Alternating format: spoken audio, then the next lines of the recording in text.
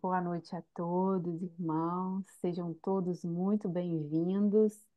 Terça-feira, dia 9 de abril de 2024, estamos reunidos em mais um encontro do GET Juiz de Fora, do Grupo de Estudos Teosóficos Juiz de Fora. Hoje, a nossa reunião pública traz a nossa querida irmã Teresa Botarro com uma palestra cujo título é Budismo, Psicologia e o caminho da transformação espiritual e individual. Teresa Botarro é psicóloga, membro da Loja Teosófica Unicidade de Cataguases, Minas Gerais, há 31 anos. Foi presidente da OTS, da Ordem Teosófica de Serviço, por 6 anos, e ela é militante da causa animal e foi diretora social da Fundação do Partido Animais. Tereza, minha irmã, muito obrigada por ter aceitado o convite. Que bom que você está aqui conosco, abrilhantando a nossa reunião. É uma honra, uma alegria te receber. Muito obrigada pela sua gentileza, aceitar. A gente sabe que seu horário é apertado, né? Você tem uma vida muito corrida. Muito obrigada pela sua disponibilidade. Está com você a palavra. Muito obrigada. Ô, minha querida irmã Raquel, eu que agradeço o convite. Estar com vocês é uma grande alegria. Encontrar com irmãos tão queridos, né? A gente tem a sensação, antes de começar a palestra, a gente estava aqui nos bastidores, né? Na pré, antes de começar, e eu fiquei muito feliz de reencontrar irmãos que eu não vejo há muito tempo, pessoas que a gente se encontra só no online, mas eu tenho a sensação muito forte de que espiritualmente nós estamos unidos, né? Mesmo que a gente não se encontre, mesmo que a gente passe muito tempo sem encontrar, na hora que a gente se encontra é um campo mágico, é um campo de encontro mesmo, um encontro espiritual. Então, eu agradeço pelo convite. Eu me sinto honrada em poder participar desse grupo de Juiz de Fora, desse GET, porque é um lugar muito especial para mim, muito próximo da minha loja de Cataguases. Acho que elas estão unidas de certa forma, né? Tenho aí uma ligação. E eu pretendo falar aproximadamente 50 minutos, menos de uma hora. A Raquel aí me lembra aí o tempo, porque eu acho que a gente pode depois abrir o diálogo, né, para questionamentos, reflexões, e é importante a gente, né, ter esse tempo depois para digerir o que eu pretendo trazer aqui para vocês. Então, meus irmãos, há muitos anos atrás, quando eu entrei na Sociedade Teosófica, eu tinha muitos questionamentos, né? Como todos nós aqui, eu acho que isso é um ponto muito importante, muito virtuoso, porque questionar é bom. Eu acho que é através do questionamento que a gente vai desbravando o mundo, vai tentando entender os processos. E a sociedade teosófica é um alento, né, para nossas vidas, porque ela nos dá a liberdade de questionar e de não concordar. E alguma coisa importante que chega para a gente que passe pelo nosso crivo, pela nossa percepção, e não como uma verdade absoluta, uma ortodoxia, uma religião que se apresenta com o nome da verdade e a gente precisa acreditar em tudo que é dito. Então, em nome dessa liberdade, em nome desse processo todo de, de amor à liberdade, à verdade, é que estamos aqui unidos. E eu, nesse tempo, quando eu entrei na Sociedade Teosófica, eu questionava muitas ideias. E uma dessas ideias que que chegou para mim, foi que a gente precisa, não que precisa, mas que é sugerido, negligenciar a nossa personalidade ou ego. Ou alguns diriam, a gente precisa matar o ego. São expressões que chegavam assim, de várias direções, não de uma direção só. E isso eu nunca entendia. Como é que eu precisaria destruir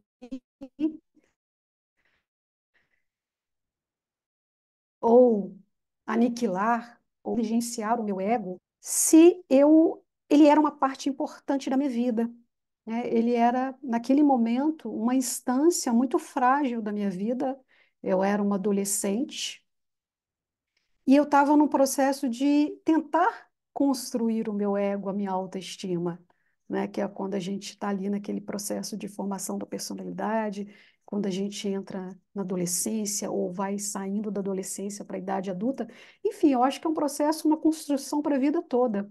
Essa construção de uma autoestima, de alguma base sedimentar para a nossa personalidade, que é importante nesse momento da vida onde nós estamos encarnados na matéria. E a gente precisa dessa parte importante para a gente ser funcionais, para nós sermos agentes da nossa vida. Então, naquele momento de construção dos pilares da minha personalidade, eu fiquei um pouco questionando esse processo. E eu precisava existir, eu precisava construir aquela personalidade. E ouvir tal mensagem me soou quase que uma sentença de morte. Como assim? O que é isso? E eu fiquei muito intrigada. Passado tantos anos, ainda me intrigo com essa questão. Mas, como eu disse, a Sociedade Teosófica é um lugar de livres pensadores, onde nós temos o direito de não concordar, de questionar, de discordar. Então, está tudo certo. Assim como vocês também têm o direito de não concordar com os meus posicionamentos que eu trago aqui hoje à noite.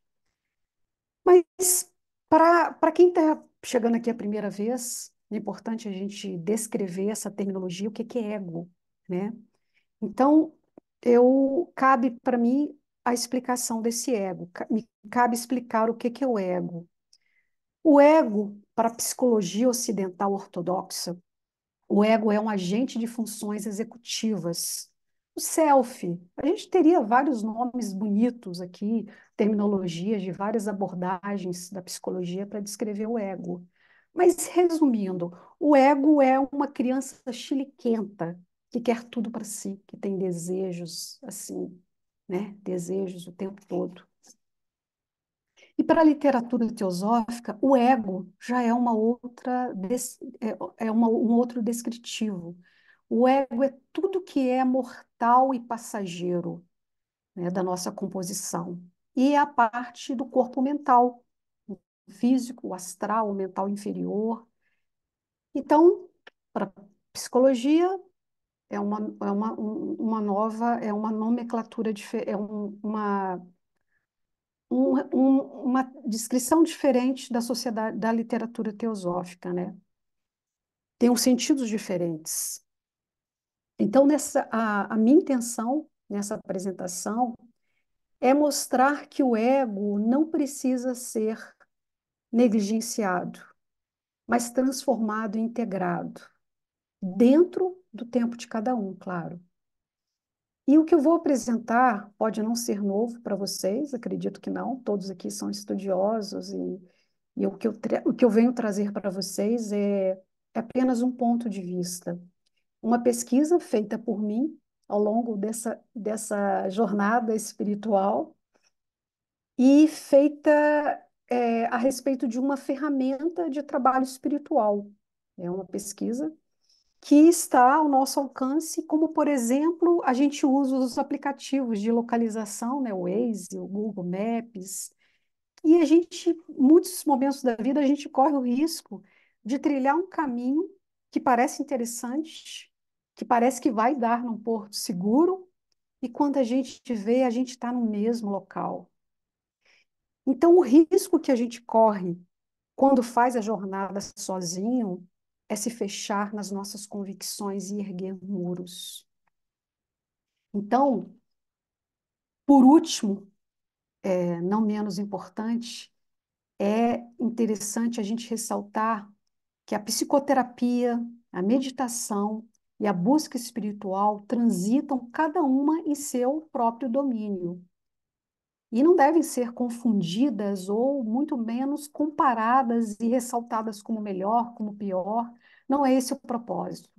São caminhos diferentes, mas a minha proposta aqui é mostrar para vocês o quanto que elas podem se complementar. Então, eu diria que quem sou eu na fila do pão para dizer o que é verdade? Não é esse meu propósito. Eu trago para vocês apenas uma pequena pesquisa sobre possibilidades e hipóteses. E eu não pretendo psicologizar o budismo, transformando em um conjunto de técnicas terapêuticas, e nem espiritualizar a psicologia, elevando-a a uma espécie de substituto do trabalho espiritual. Não é esse o propósito. A minha intenção é observar o relacionamento entre esses dois caminhos. Então, vamos lá.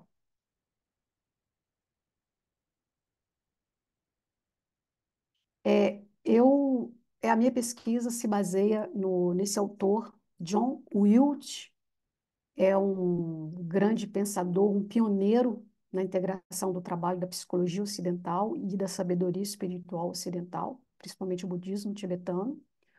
O John Wilde, ele nasceu em 43, morreu há 5 anos, americano, psicólogo clínico, professor, autor de 6 livros e mais de 50 artigos sobre budismo e psicologia, conhecido, né, por integrar conceitos psicológicos e espirituais. Ele é formado em psicologia existencial e fez seu PhD em psicologia clínica na Universidade de Chicago. Foi estudioso do budismo tibetano, vivendo por muito tempo em comunidades espirituais.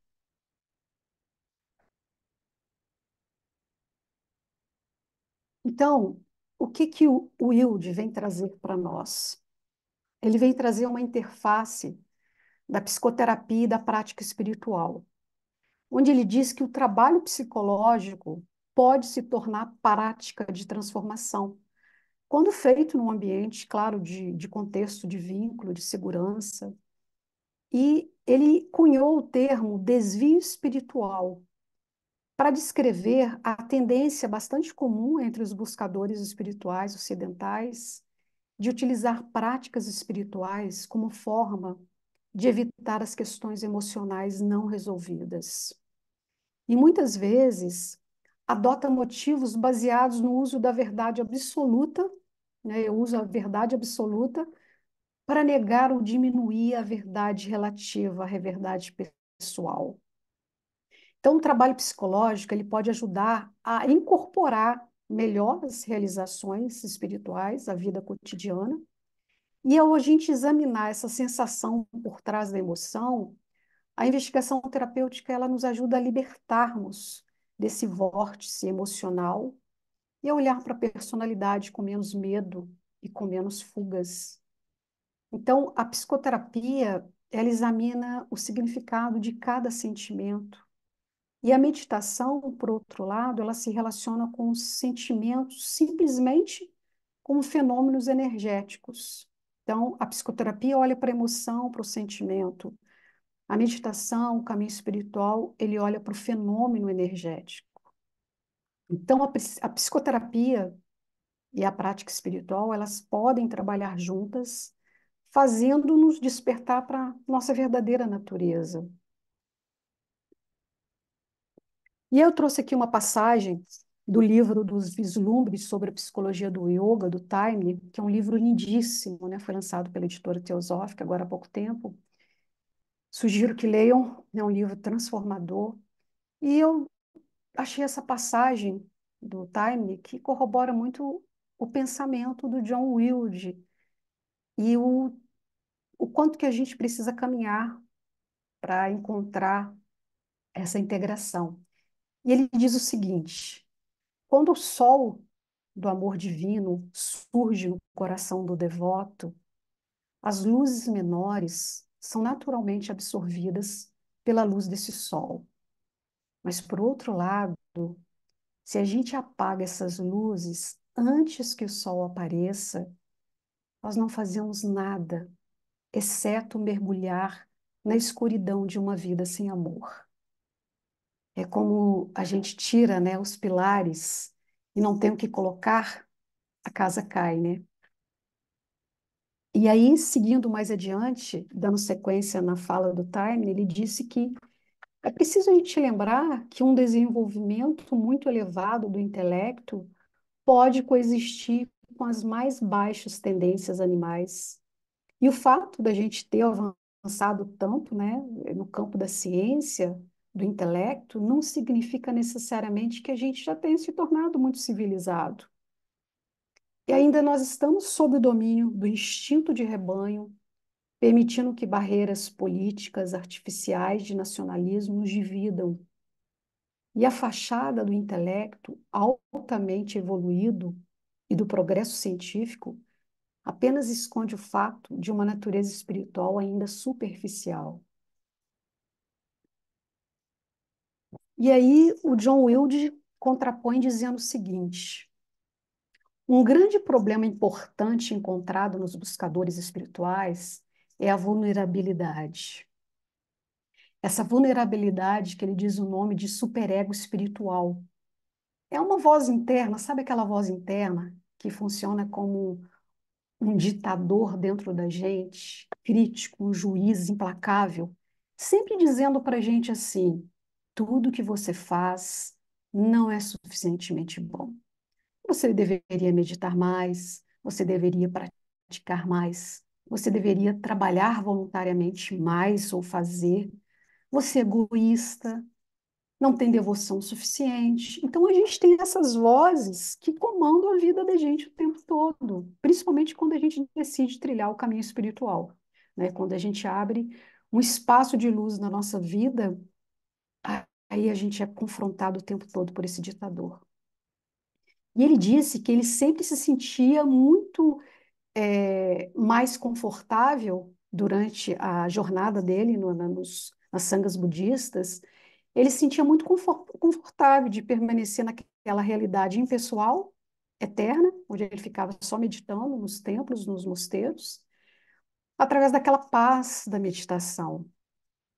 E que ele descobriu através do budismo, mas que ele preferia estar nesses locais do que enfrentar sentimentos pessoais ou relacionamentos interpessoais. E essa voz crítica que existe dentro de cada um de nós, que anota cada falha na prática da gente no viver diário, de acordo com os ensinamentos espirituais, de maneira que a prática ela acaba se orientando mais para aplacar esse juiz do que para se abrir incondicionalmente para a vida. Parece que a gente fica em função de responder às demandas desse juiz interno como mais uma meta para cumprir na vida, do que de fato a gente se abre espontaneamente, genuinamente para esse encontro com a grande jornada, com o nosso eu superior. E ele disse que sutilmente ele viu, né, a gente vê os santos iluminados como figuras paternas que vigiam nossos fracassos na prática espiritual. É claro, gente, que isso não é para nem todo mundo vivencia isso. Isso é uma experiência que ele vivenciou, que ele presenciou nesses colegiados espirituais, mas que eu acho que pela vivência a gente percebe que a gente parece que vive num processo de uma infantilidade eterna de projetar, né, nesses seres iluminados como figuras paternas que a gente precisa estar ali respondendo e agindo de acordo com o que a gente projeta dessas projeções. Então, ao tentar viver ideais muito elevados, a gente nega os nossos sentimentos reais. A gente perde contato com a vitalidade, com a direção autêntica. E quando a gente coloca um ideal muito acima da gente, o nível de ansiedade e expectativa é muito grande, porque a gente se dispõe a seguir aqueles parâmetros, aquelas, aquele caminho, aquela cartilha espiritual, seja ela como for, seja qual religião, e a gente aqui não fala só do budismo, mas de todas as religiões, e um nível de expectativa muito grande. além de tudo que a gente já vivencia na nossa vida social e de matéria, né? Então, ele descreve que os primeiros encontros com Rinpoche foram assim marcantes na vida dele. A vida se transformou. E ele começou a praticar meditação, a estudar budismo tibetano, mas depois de praticar meditação por vários anos, ele percebeu que certas áreas da vida dele não haviam sido atingidas. É como se fossem ilhas deslocadas, separadas, que não eram alcançadas. A luz não chegava naqueles locais. E mesmo com dedicação profunda aos ensinamentos budistas. E ele passou por crises profundas nos relacionamentos mais próximos, interpessoais, e ficou cada vez mais claro que ele precisava trabalhar questões psicológicas pessoais.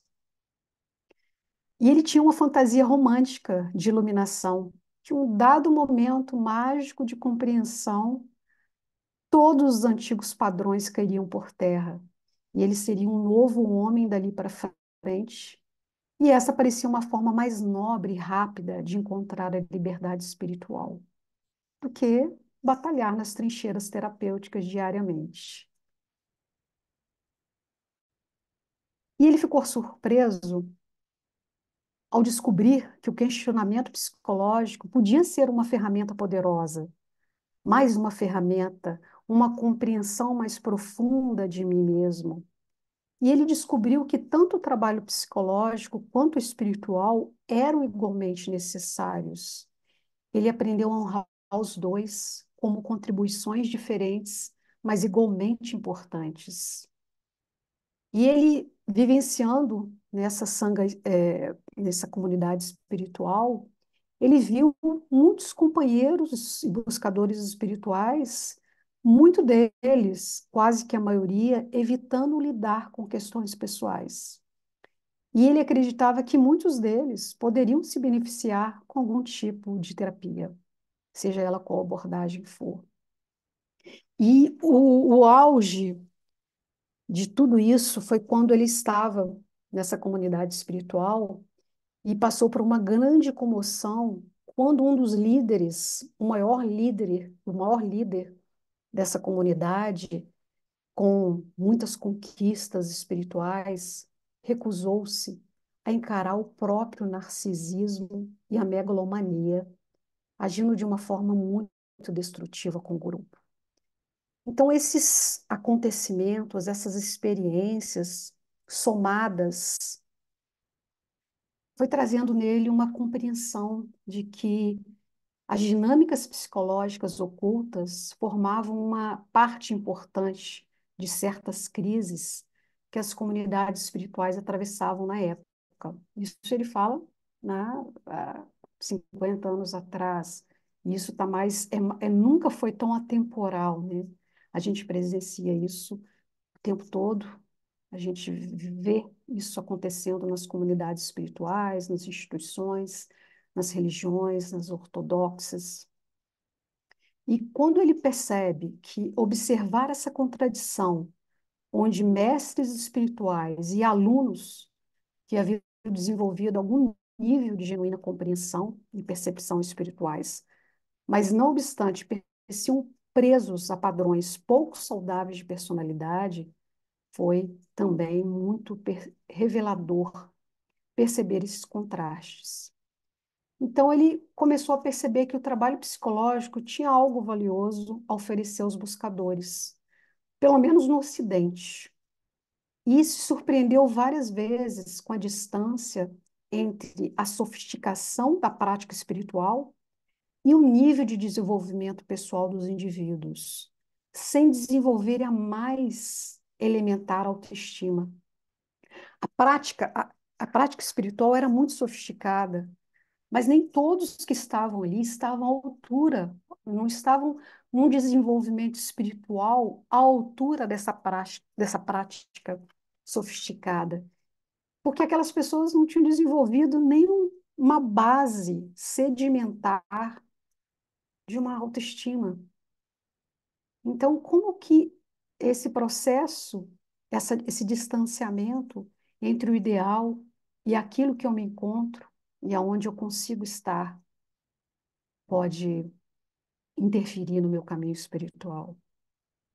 Então, ele compreendeu lá na frente que a psicologia ocidental negligencia também o plano espiritual, né? Mais à frente ele percebe que a psicologia ocidental também não é, aceita ou não reconhece o plano espiritual, o que é verdade, de fato. Realmente a ciência ainda está muito distante de reconhecer o plano espiritual. E seu próprio prejuízo, né? Porque enquanto os caminhos contemplativos não oferecem uma compreensão adequada da dinâmica psicológica, então, os terapeutas convencionais muitas vezes desprezam a prática espiritual, da mesma forma que muitas filosofias espirituais desaprovam a psicoterapia. Então, é um caminho assim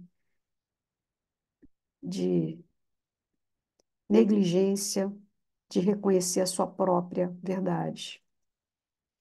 E é muito importante a gente ter uma reflexão sincera acerca desse desvio espiritual, que muitas vezes ele vem camuflado por uma personalidade dependente, com necessidade de agradar a todos para obter aprovação. E muitas vezes confundem uma versão codependente da negação de si mesmo com verdadeiro altruísmo. O que acontece, por exemplo, em pessoas que prestam serviços infindáveis à comunidade para sentirem pertencentes e necessárias. É uma linha tênue, né? Não quer dizer que você vai deixar de ajudar a sua comunidade espiritual, mas se questionar o que eu faço realmente é altruísmo ou é uma necessidade de ser reconhecido? Independente da resposta, ter consciência do seu processo te ajuda a crescer, te ajuda a modificar, a modular o comportamento. Que muitas vezes isso está num nível tão inconsciente que a maioria de nós não percebe. E algumas abordagens espirituais nos dizem, quase que a maioria diz, né? Nos dizem que nós devemos ser amorosos, compassivos, que a gente não pode sentir raiva, que a gente não pode ser egoísta. Mas se eu pergunto como que a gente, né, pode fazer isso se nós temos tendências habituais que surgem de um sistema de dinâmica psicológica que nunca vimos de frente, nem enxergamos com clareza e que certamente nunca foi trabalhado. Por exemplo, é, é muito solicitado, é muito falado que a gente precisa sentir compaixão, que a gente precisa perdoar. É, é uma, uma boa cartilha para seguir. A gente sabe que isso é o básico do nosso caminho espiritual. Mas se eu não consigo ter compaixão por mim mesmo, se eu não consigo me perdoar, se eu sinto uma culpa enorme e se eu sinto uma raiva muito grande, como é que eu vou sentir compaixão pelo mundo, pelo meu próximo, se eu não sinto por mim mesma? Eu lembrei de uma passagem do Dalai Lama, né? É uma pesquisa que um psiquiatra fez com ele, do livro sobre a felicidade. E o psiquiatra questionou para ele o que ele achava das pessoas, dos ocidentais, que tinham um ódio por si mesmo. E, linkado a isso, né, falou sobre a questão do suicídio. E o Dalai Lama ficou assim com uma expressão, como assim? Não consigo entender do que você fala. Ele falou, olha, no Ocidente, nós temos muitas pessoas, a nossa sociedade é uma sociedade que tem ódio de si e que extermina a sua própria vida. E ele falou, olha, é esquisito porque isso para nós orientais é uma coisa que não é inconcebível. E eu acho que até a terminologia autoestima não existe no dicionário dos tibetanos, né? Então, as pessoas precisam sentir, reconhecer e chegar a um acordo com sua raiva. antes de poder enxergar o perdão genuíno, a compaixão. Acho que isso é um processo natural, você querer é, excluir uma parte sombria da sua vida e não reconhecer que existe dentro de você. Então, isso pode ser bastante perigoso, bastante tóxico. Incorporar os ideais espirituais e, de certa forma, abafando, negligenciando o que está dentro de você e com um sentimento de culpa muito grande.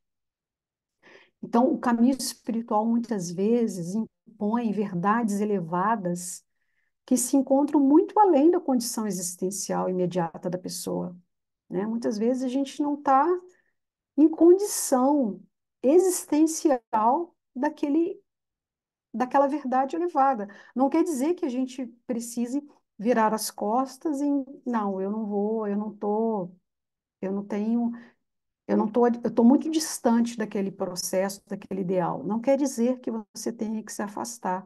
Mas o que a gente está colocando aqui é que é muito importante você reconhecer que você ainda não está, mas que em algum momento, passo a passo, em doses homeopáticas, gradativamente, você vai de encontro com essa verdade elevada, mas desde que você não negligencie o que está dentro de você, as suas emoções, o seu lado sombra, o seu lado difícil, o seu ego chiliquento, a gente ainda precisa olhar.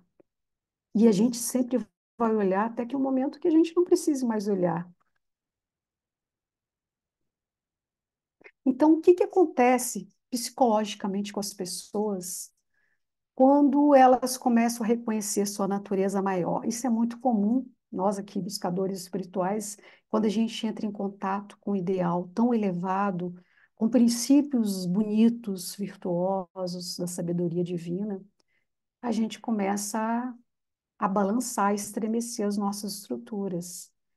E à medida que a consciência começa a se mover para além dos limites da estrutura da personalidade condicionada, que é quando a gente coloca os pés no caminho, essa expansão desafia inevitavelmente essa estrutura, ao jogar antigos padrões inconscientes de reatividade, que muitas vezes reaparecem sob a forma de vingança. Então, esses aspectos negativos da estrutura frequentemente surgem na consciência quando a estrutura está ameaçada por um processo de tomada de consciência da natureza maior, aquilo que o Taimni fala, né? Do sol maior quando chega para a gente. E se essas questões psicológicas não forem trabalhadas, elas podem causar distorções no desenvolvimento espiritual. Lá na frente, quando essa pessoa está buscando os primeiros passos espirituais, é como se fosse uma guerra que acontece aqui dentro da gente o tempo todo. A gente trava uma batalha entre o maior e o menor. Aquela luz que está chegando para iluminar a sua vida, aquela luz que é a verdade absoluta, a mais alta sabedoria, mas ao mesmo tempo eu tenho dentro de mim um ego, uma raiva, esse ego cheio de raiva, cheio de culpa, cheio de um monte de processos, um exército de condicionamentos reativos que ficam maiores. Quanto mais luz a gente coloca dentro da gente, mais esse exército se levanta e se exalta contra nós mesmos. Então, a, a sabedoria é olhar para ele, é olhar para esse exército e não se juntar a ele, e não se entrar uma guerra contra esse exército. E como podemos a gente ter uma esperança de atingir uma genuína realização espiritual, ou seja, vencer a raiva por nós mesmos, a agressão, a reatividade emocional, enfim, todo o egocentrismo e todo esse exército de padrões defensivos, sem primeiro entender a dinâmica psicológica por trás desses fenômenos. E se os nossos relacionamentos com as outras pessoas, né, que são o teste final, né, a gente percebe algum nível de evolução quando a gente se relaciona melhor com os nossos próximos, com os amigos, com os parentes, com aquela relação íntima, né, que é o nosso maior teste. Então, ali são um teste final as relações. E como que a gente pode criar relações saudáveis que possam servir, apoiar e nutrir a nossa jornada espiritual, se a gente não olha para as nossas reatividades, né? E muitas vezes a gente sabe que as relações interpessoais são um espelho, né? São os nossos mestres para nos mostrar o que que a gente precisa trabalhar.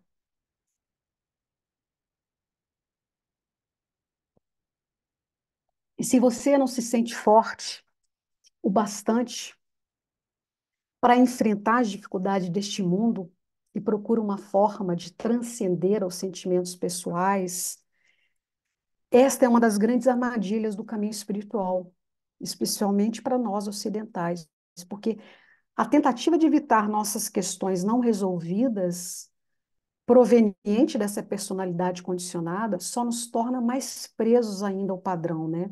A roda, a roda girando e a gente presa a esse ciclo perpétuo que não acaba. E na outra extremidade do processo, o que pode ocorrer, né, quando a pessoa só faz, aí ele está trazendo um outro ponto importante. A outra extremidade do processo acontece quando a pessoa só faz o processo terapêutico, o que é uma tendência da pessoa, né, de explorar seus processos psicológicos, ficar fascinada nesse material arquetípico e permanecer neste material, porque a jornada terapêutica é uma jornada interessante, intrigante, né? Conhecer a nós mesmos. Mas se a gente não tiver um olhar muito atento e uma autopercepção, a gente pode ficar nesse mundo indefinidamente nessa jornada. E pode ser uma armadilha sutil, porque eu só estou no meu mundo, trabalhando no meu mundo, querendo ficar no meu mundo, nesse mundo arquetípico e simbólico que é a psicoterapia. Então, ele nos alerta também para esse risco. Freud disse que a gente nunca vai conseguir drenar o pântano. É uma fala dele, de alguma forma, pode ser que ele tenha razão, pode ser que não, mas é um processo. Esse pântano é um pântano que a gente está ali a vida inteira drenando, né? A gente passa a vida inteira tentando drenar. E o enfoque contínuo somente nos conflitos internos da estrutura da personalidade pode se transformar numa armadilha sutil. E a última tendência também que acontece quando a gente entra nesse caminho é a gente ficar insensível tanto à nossa experiência pessoal quanto ao chamado espiritual, que é a mais comum da nossa sociedade hoje, né? A gente conhece, não precisa de exemplos, a gente reconhece rapidamente que é a geração anestesia. A gente está vivendo um momento de total anestesia. Há uma parte de nós que prefere o caminho fácil, né? Abrigando-se num local já trilhado por todos, porque é fácil. Eu vou trilhar o caminho que todo mundo trilha, porque ali eu já conheço, é mais fácil. E eu atravesso a vida com o mínimo de esforço possível, porque eu não quero fazer esforço nenhum. Então, isso é o quê? É os proverbiais vícios ocidentais. A internet, as redes sociais, a televisão, o consumismo, o álcool, as drogas, tudo isso é a tendência de nós nos sentirmos insensíveis, é trilhar o caminho que a tribo trilha, que todo mundo trilha, que é um caminho fácil, é se anestesiar e não batalhar, é não correr para essa trilha, que é uma trilha, a trilha da jornada espiritual, é um caminho para os fortes, né? E aí eu entro no budismo para dizer que, como todos sabem, né, o budismo, a razão do sofrimento é a ignorância. E como ensinou o sábio indiano Sri Aurobindo, a ignorância é apenas conhecimento incompleto. A gente ainda está nessa ignorância porque a gente está nesse conhecimento incompleto.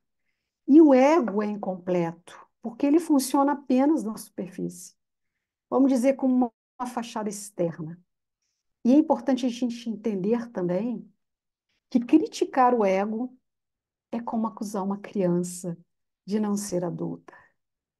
Porque a nossa personalidade é simplesmente um estágio transitório nessa vida. Nós nunca mais, se a gente pensar que nós nunca mais seremos nós, personalidade, eu, Tereza, vocês, a nossa personalidade temporária para essa vida se encerra no portal da morte. Nós seremos apenas uma lembrança na, na memória dos nossos parentes mais próximos. Então, nós estamos num estágio transitório, num momento muito fugaz e rápido. Rapidamente a gente vai embora e pronto, e acabou. E nunca mais vai existir essa personalidade. A gente sabe que o espírito continua, mas a personalidade não. Então, se esse pequeno ego dirige nossa vida, não é porque ele seja indispensável, mas porque ainda não encontramos um princípio maior para nos guiar. E este ego fantasmagórico, ele vê a existência se agarrando a uma forma, né? Desesperadamente ele se agarra à forma, às imagens mentais, aos pensamentos, aos condicionamentos, a memórias. Ele é um sorrateiro. Ele vai entrando e vai conduzindo a nossa vida se você não olha para aquele fluxo de pensamentos e reações e memórias e emoções, você realmente cai na geração anestesia. É preciso coragem para olhar para esse ego fantasmagórico que se agarra a tudo e não nos permite, em algum momento, em alguma instância, sermos a nossa verdade, sermos o nosso espírito genuíno e verdadeiro. Então, quando as pessoas têm grandes aberturas espirituais, o que é comum, às vezes, durante períodos de prática intensa ou de retiro, eles imaginam que tudo mudou e que nunca mais serão as mesmas.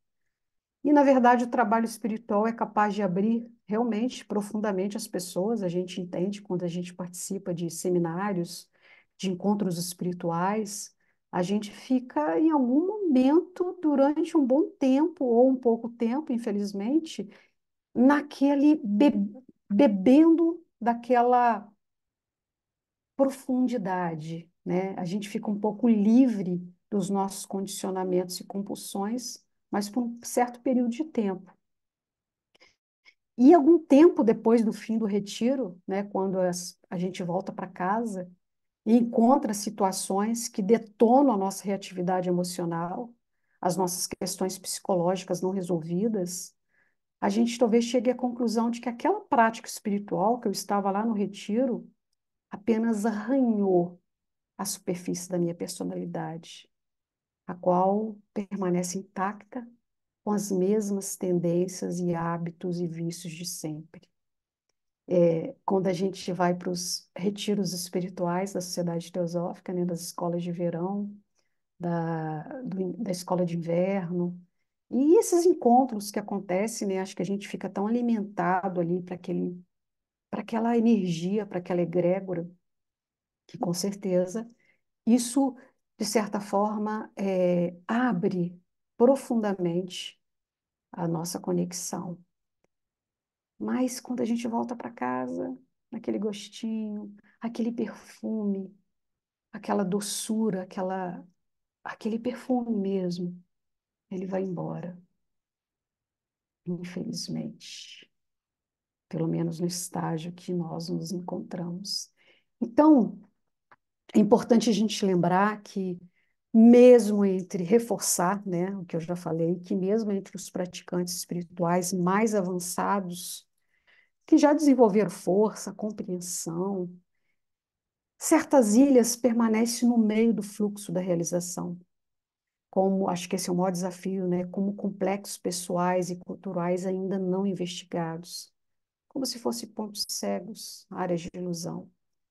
Então, como é que é possível que a realização espiritual fique em compartimentos estanques, deixando áreas inteiras do psiquismo aparentemente intocadas. Que coisa, né? Isso é desafiador, né?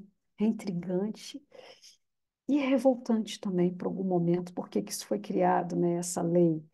Mas por que que é tão difícil a gente trazer essa percepção adquirida nos nossos encontros espirituais ou na nossa meditação, seja qual for a sua prática espiritual, a sua oração, para as outras áreas da nossa vida? Por que que é tão difícil? A gente traz para algum momento, mas logo aquele perfume vai embora. Então é importante a gente lembrar que refugiar no absoluto impessoal pode muitas vezes ser uma forma de não ter que lidar com nossas questões não resolvidas. E a negação dessas questões cria enormes elementos de sombra com consequências assim em camadas.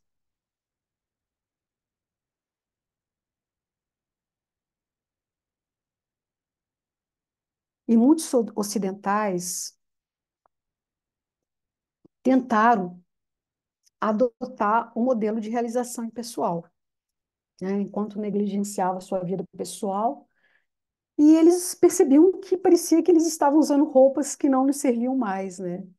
Porque o modelo não era muito conectado com aquilo que ele se propunha. E é muito importante a gente tentar integrar esse desenvolvimento à experiência cotidiana, aquilo que a gente trabalha nas nossas trincheiras espirituais, trazer para o cotidiano, para a nossa vida de relações, e principalmente aos relacionamentos interpessoais, porque se eu não consigo fazer essa ponte dos meus ideais, da minha prática espiritual para as minhas relações interpessoais, é como se houvesse uma fragmentação. Existe uma Teresa que vive a vida espiritual e existe uma Teresa que vive uma vida pessoal. Essa fragmentação cria um sofrimento muito grande, porque eu não conecto as duas Teresas. E é muito importante a gente saber que existe essas duas pessoas ou esses dois processos, essas duas instâncias que precisam se conectar. E nessa altura, né, que o trabalho psicológico pode servir como aliado da prática espiritual, ajudando a luz da consciência a brilhar em todos os cantos escuros da nossa personalidade condicionada. E como poderia, no caso, a visão psicológica ocidental servir a um propósito sagrado? É uma pergunta que todo mundo faz, né? Como assim? Essa visão psicológica ortodoxa servir para um propósito sagrado? Aumentar a nossa capacidade de integrar as experiências pessoais ao despertar. Pode parecer estranho, né? Pode parecer até muito sem sentido que isso possa ser um instrumento e um propósito para a vida espiritual. Mas todo trabalho de autoconhecimento, seja ele qual for, uma leitura, relações, trabalhos voluntários, todo tipo de trabalho espiritual é um caminho, é uma intenção para o nosso desenvolvimento. E quando a gente busca um processo terapêutico para trabalhar o nosso exército de condicionamentos e hábitos e dificuldades, a gente, de certa forma, está se propondo olhar para dentro, olhar para aquele lado sombra que ainda não nos permite viver uma vida mais conectada com o ideal que a gente se propõe.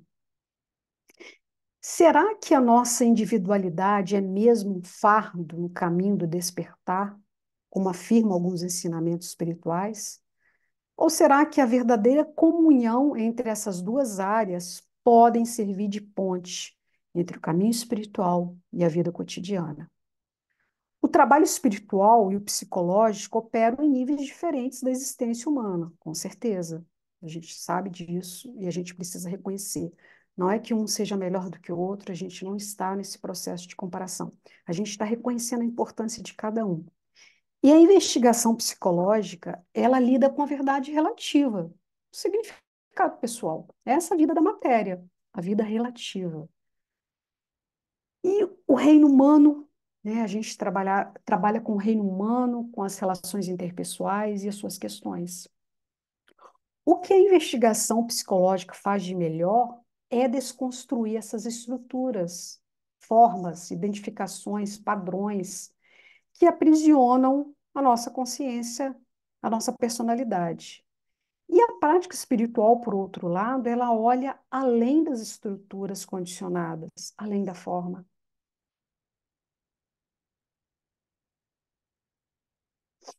O domínio do trabalho psicológico é a forma, é a matéria, é o humano, é o passageiro, é o impermanente. E o domínio do trabalho espiritual é o vazio, mas é o vazio da plenitude, é o vazio do eterno. E o vazio e a forma não podem ser separados, porque existem em muitas camadas importantes que se sobrepõem. Inclusive, o trabalho psicológico pode conduzir a compreensões espirituais profundas.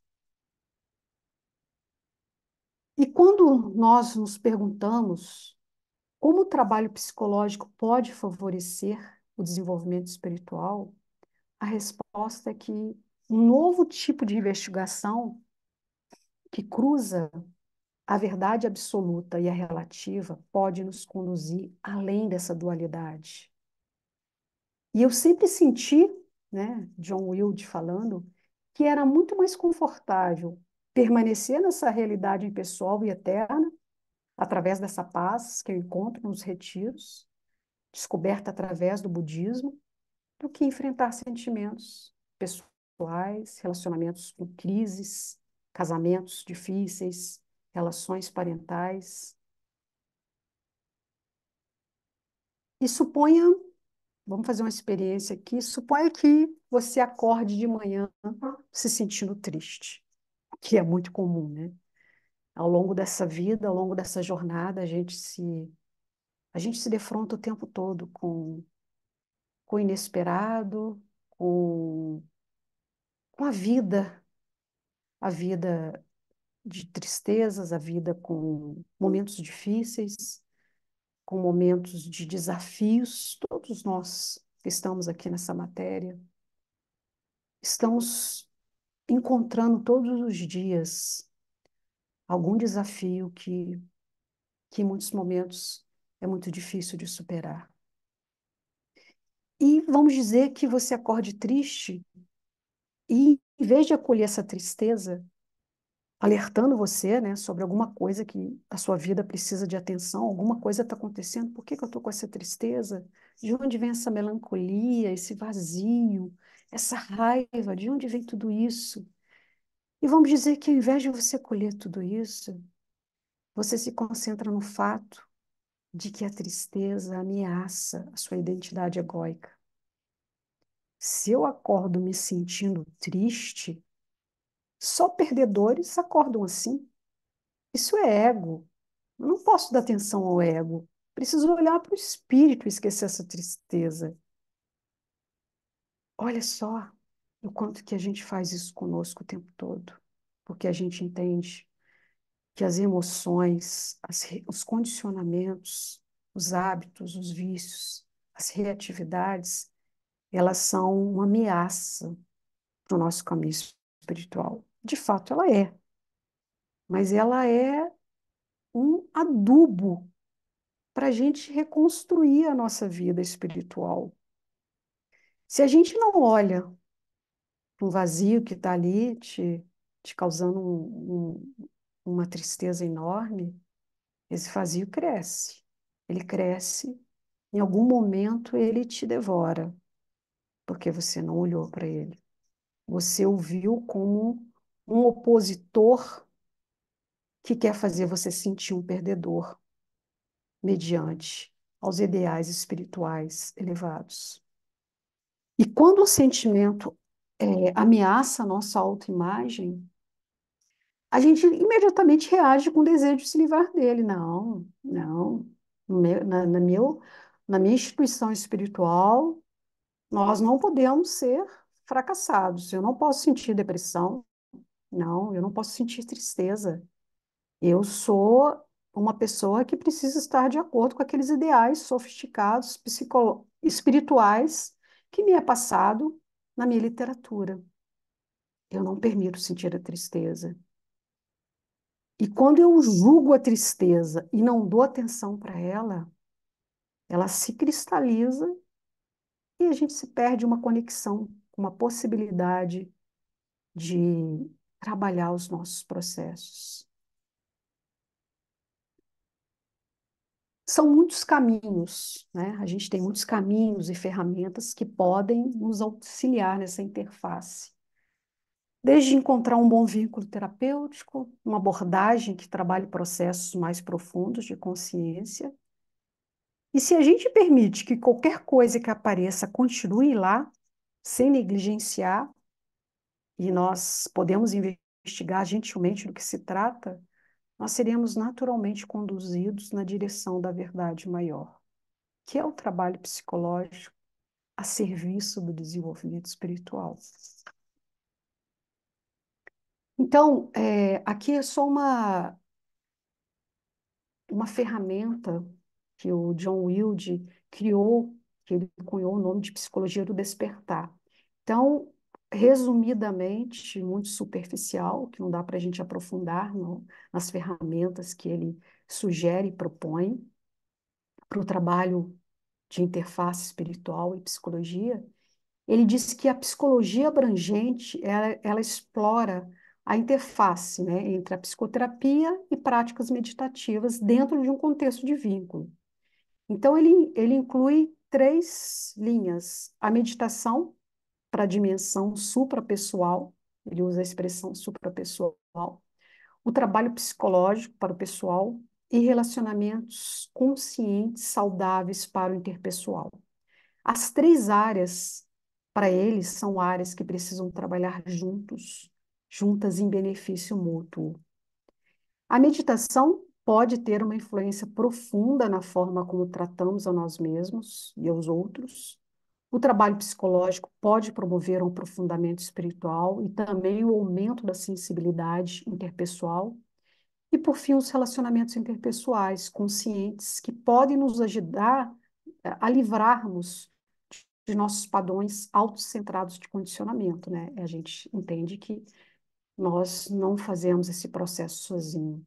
A jornada espiritual não é sozinha, ela é uma comunhão com o outro, e o outro está o tempo todo nos ensinando, sendo um espelho para os nossos processos, né? Porque se eu estou sozinha no mosteiro, ali, meditando o dia todo na montanha, eu sei que não estou desmerecendo esse processo, mas a vida mundana, a vida que a gente vive, essa vida de desafios, de sobrevivência, ela nos impõe 24 horas por dia desafios, né? Nós somos convidados o tempo todo a sermos desafiados pelos nossos parentes mais próximos, pelos amigos, por todas as relações mais íntimas. Então, como que a gente pode integrar essas realizações espirituais com a visão psicológica? Como reconciliar esses dois caminhos, essas possibilidades? Ele diz que o seguinte, que nós não nos conhecemos profundamente. Isso é um fato, porque nós temos várias camadas psíquicas. E a gente fica somente nessa superfície, porque a gente acredita ser apenas 5% do nível consciente. Isso a gente está falando de pessoas que colocaram o pé na estrada espiritual, né? Não estamos nem falando de pessoas que estão no mundo anestesiadas. A gente está falando de quem já fez o ingresso nesse caminho espiritual. E quando, na verdade, nós somos 95% do nível inconsciente. Ter um espaço de escuta ativa, respeitosa, com vínculo, possibilita sairmos da superfície. Ah, Tereza, então você quer dizer que todo mundo precisa de terapia? Não, não necessariamente. Não é disso que eu estou falando. E não acho que todos precisem de terapia. E a gente aqui não está falando da terapia como uma ferramenta de só saúde mental, no sentido de tratar alguma patologia. A gente está falando aqui uma ferramenta de autoconhecimento, que é um outro processo. Então, eu não acho que necessariamente todos precisem de terapia, e também quem sou eu na fila do pão para dizer o que, que as pessoas precisam. Eu estou no caminho também tentando descobrir, junto com vocês, junto com todo mundo. Então, vamos dizer, todas as pessoas, se todos nós tivéssemos bons interlocutores, bons lugares protegidos de conversa, mas é conversa profunda, preservada pela ética, com pessoas esclarecidas, com pessoas sensíveis, amáveis, gentis, que sabe escutar sem interromper.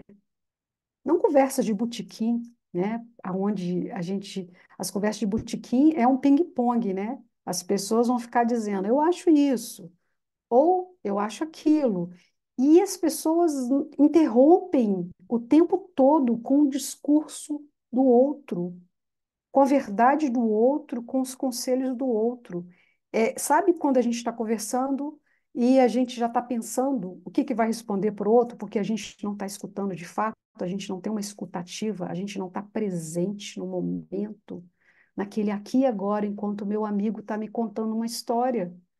Porque eu estou aqui já pensando o que, que eu vou dizer para ele. Então, esse tipo de conversa, que eu estou aqui usando como uma expressão de conversa de botequim, ou um ping-pong, que é para lá e para cá, esse tipo de conversa, ele fica na superfície, ele não aprofunda.